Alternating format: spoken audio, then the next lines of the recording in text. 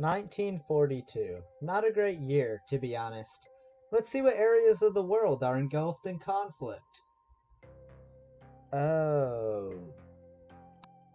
Anyway, let's take a look at the Pacific theater of the war. Here we have Japan versus Britain, China, the US, and Australia. Obviously, Japan is winning. Hold up. Yeah, Japan was crushing it. They were crashing through islands, taking them over, and inflicting terrible damage via bombing raids.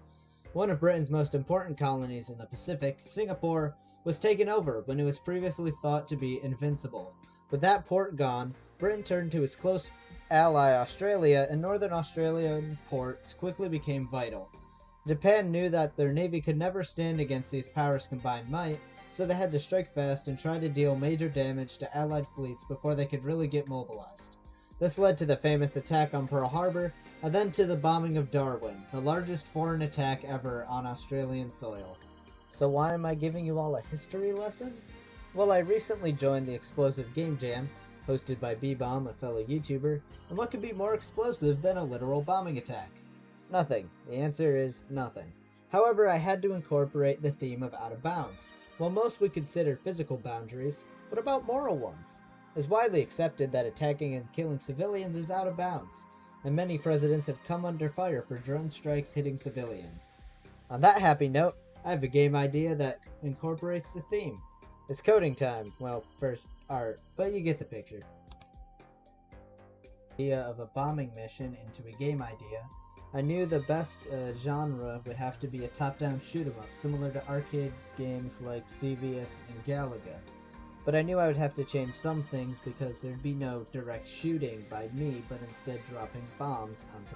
Well, if this game is going to be about the bombing of Darwin, I needed to make the port of Darwin. So I drew it, and as you can see, I think I did decently well. Then I had to make the bomber and plane sprites. The bomber looks a bit different because I wanted to distinguish the type difference between the planes. As for coding for today, I just hooked up some movement scripts and animated the torpedo falling down by changing its scale to show it shrinking as it falls down to Earth. Boom. On to day 2. So I started day 2 by adding in the enemy and civilian buildings. I made the spawner objects so that the two types are grouped together in order to prioritize your bomb aim to avoid hitting civilians and losing. Then I added collisions so that the planes collide with the bomber and the torpedoes collide with the buildings. Enemy buildings give you score points and civilian buildings give you, well, game over. Then I made a separate map for the tutorial and hooked up some dialogue, as that was one of the requirements, a playable tutorial and not a wall of text.